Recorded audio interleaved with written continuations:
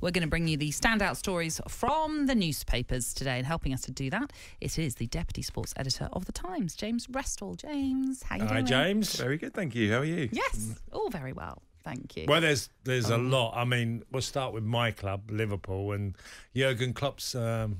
Some papers are saying that his 6 trophies have saved him from the sack. Yes, well, he was.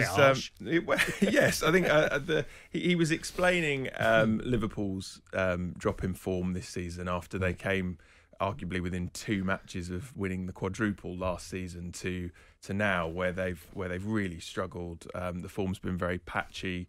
The forward line isn't firing, and he's kind of argued that if he'd won all 4 trophies last season and had walked away and said, "Thanks very much, I've done it all, I'm leaving," and a new manager had come in and had this run of form, that manager probably would have been sacked.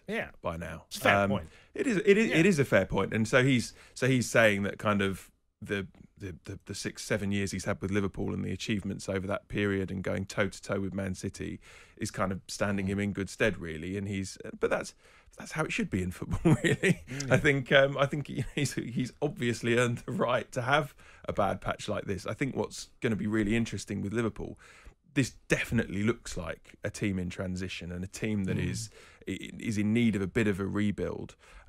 We were looking at some stats going into the weekend at the Times, and how I think Núñez, Salah and Diaz, which would be the sort of the first choice front 3, have only been able to play 343 minutes together in the Premier League this season, which just highlights really kind of one of the areas where Liverpool have struggled. Lots of talk, of course, this summer for a big move for Jude Bellingham. Whether they can get him is going to be one of the big narratives of the summer. And then also there's this in the background. There's the owners looking for external investment. So I think Klopp's comments kind of come in are best seen in that wider context of what feels like a period of transition for Liverpool Football Club.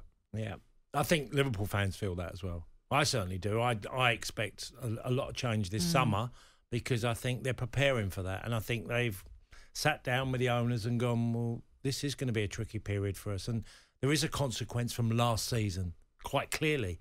You know, pre-season was affected. And then they got into the season. The opening game of the season stunk of a team that wasn't prepared against Fulham. And fair play, Fulham were brilliant.